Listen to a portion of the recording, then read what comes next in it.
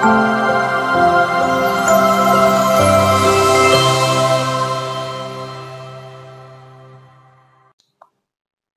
இயேசு கிறிஸ்துவுக்குள் எனக்கு அருமையானவர்களே, நம் ஆண்டவர் இயேசு கிறிஸ்து நாமத்தினால் உங்கள் அனைவரையும் வாழ்த்தி வரவேற்கிறேன். பிரியமானவர்களே, நீங்கள் கடவுளிடம் திரும்பி வாருங்கள். உங்கள் பாவங்களையும் நீங்கள் செய்த துரோகங்களையும் நீங்கள் நினைவு கூர்ந்து ஆண்டவரிடம் மன்னிப்பு கேட்பீர்களானால் உங்கள் பாவங்களை மன்னிக்க கடவுள் வல்லவராக இருக்கிறார். கிறிஸ்து இயேசுவில் மிகவும் பிரியமானவர்களே, தவக்காலத்தினுடைய 17வது நாளிலே நாம் இருக்கின்றோம். அதாவது தவக்காலத்தினுடைய 3வது வாரம் ஆரம்பிக்க போகிறது. அதனால் 3வது வெள்ளியை தாண்டி சனிக்கிழமை எல்லாம் இருக்கின்றோம். இன்றைய வாசக சிந்தனையாக நமக்கு கொடுக்கப்பட்டிருப்பது மீகாவுடைய புத்தகத்தில் நமக்கு செய்தியில் கொடுக்கப்பட்டிருக்கிறது. இதிலே கடவுள் அந்த இஸ்ரவேல் மக்களை மனமாற எவ்வாறு அழைக்கிறார் என்கின்ற செய்தி கொடுக்கப்பட்டிருக்கிறது. பழைய காலத்திலே, அதாவது எகிப்திலிருந்து இஸ்ரவேல் மக்களை எவ்வாறு நீ மீட்டு கொண்டு வந்தீர், அவர்கள் வணங்கா கழுத்துடையவராக இருந்தாலும் அவர்கள் மீது பரிவு கொண்டு அவருடைய பாவங்களை மன்னிக்க நீர் வல்லவராக இருந்தீர். அப்படிப்பட்ட கடவுளே, எங்கள் பாவங்களையும் நீர் மன்னித்து ஏற்றுக்கொள்ளும். நாங்கள் எங்கள் பாவங்களை உம்மிடம் அர்ப்பணிக்கின்றோம் என்கின்ற வார்த்தையை மீகா இறைவாக்கினர் கடவுளம் கூறுகிறார். அவருடைய கடவுளும் அதை மன்னிப்பதாக அவர்களுக்கு வாக்குறுதி அளிக்கிறார். இன்றைய நற்செய்தி வாசகத்திலே ஒருவருக்கு 2 புதல்வர்கள் இருக்கிறார்கள்.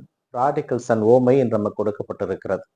இதிலே 2 மகன்களிலே இளைய மகன் தனது தந்தையிடம் எல்லா சொத்துக்களையும் பெற்றுக்கொண்டு தொலைதூர நாட்டிற்கு சென்று அவற்றை பாழாக்கி வீணாக்கி விலை மாந்தர்களோடு விலை மகளிரோடு சென்று அதை வீணாக்குகிறான்.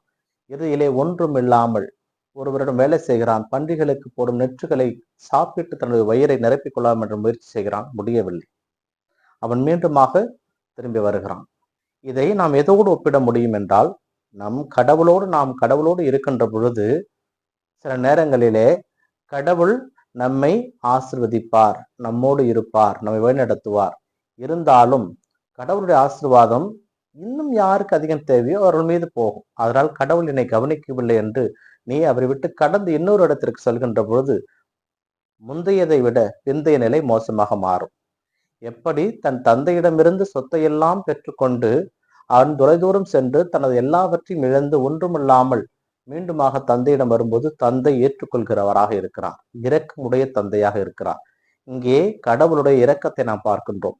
நீ உன்னுடைய எல்லாத்தையும் பெற்றுக்கொண்டு இழந்து போய் நீ ஒன்றுமில்லாமல் திரும்பி வந்தாலும் கடவுள் நம் மீது வைத்திருக்கின்ற இரக்கத்தை ஒருபோதும் விடவே மாட்டார். நாம் பாவத்திலே உழன்றாலும் சரி, பாவத்திலே நாம் வாழ்ந்தாலும் சரி, அதிலிருந்து நாம் மனம் மாறி வருகின்ற பொழுது, தந்தையே, உமக்கும் கடவுளுக்கும் எதிராக நான் பாவம் செய்தேன், என்னை நீ மன்னித்து விடு, உமது பணியாளராக இருக்கக்கூட எனக்கு தகுதி இல்லை என்று எப்பொழுது தனது தந்தையிடம் அவன் சொல்ல வேண்டும் என்று எண்ணினானோ அப்பொழுதே தந்தை அவனை மன்னித்து விட்டார். அவனை கட்டி தழுவி ஏற்றுக்கொண்டார், விலையுயர்ந்த ஆடை அணிவித்தார், கைக்கு மோதிரம், காலுக்கு மிதியடியும் கொடுத்தார். இது கடவுள் நமக்கு கொடுக்கின்ற ஆசீர்வாதம். ஏனென்றால் நம்முடைய பாவங்களை நாம் நினைத்து வருந்தி அதற்காக நாம் மனம் வருந்துகின்ற பொழுது அந்த பாவங்கள் நமக்கு மன்னிக்கப்படுகின்றன. இந்த தவக்காலத்திலே நாம் கடவுளுடைய அருளையும் ஆசிரியையும் பெற வேண்டுமானால் அந்த இளைய மகனை போல நாம் கடவுளை விட்டு விலகி சென்றிருப்போம், வேறு சபைகளுக்கு சென்றிருப்போம், வேறு தவறான பாதையில் நடந்திருப்போம். ஆனால் இதுவே தகுந்த காலம், இறைவனுடைய மன்னிப்பும் ஆசீர்வாதமும் இரக்கமும் பெறுகின்ற காலம். இந்த காலத்திலே இறைவன் நாம் திரும்பி வருகின்ற பொழுது மன்னித்து ஏற்றுக்கொள்கின்ற கடவுளாக அவர் இருப்பார். அந்த பெரிய சகோதரன் கோபம் கொள்கிறான். அதற்கு அந்த தந்தை அவரிடம் சொல்கின்ற வார்த்தை, நீ என்னோடு இருக்கிறாய், என்னுடையதெல்லாம் உன்னுடையது, ஆனால் உனது சகோதரன் காணாமல் போயிருந்தான், அவன் கண்டுபிடித்து விட்டோம், இறந்து போயிருந்தான், உயிர் பிரித்து விட்டான், நாம் மகிழ்ந்து கொண்டாட வேண்டும் என்பதுதான். ஏனென்றால் ஒரு நீதிமானை குறித்து ஏற்படுகின்ற சந்தோஷத்தை விட ஒரு பாவி மனம் திரும்பும் போது ஏற்படுகின்ற சந்தோஷம் வெண்ணுலைகளில் அதிகமாக இருக்கும் என்று நம் ஆண்டவர் இயேசு கிறிஸ்து சொல்லுவார். அதனால் நம் பாவத்தை விட்டழிப்போம், கடவுளிடம் திரும்பி வர முயற்சி செய்வோம், நம் பாவங்களை அனைத்தையும் நினைத்து பார்த்து மனம் வருந்துவோம். அப்படி நாம் செய்வோமானால் கடவுளுடைய அருள் நம்மோடு என்றும் இருக்கும்.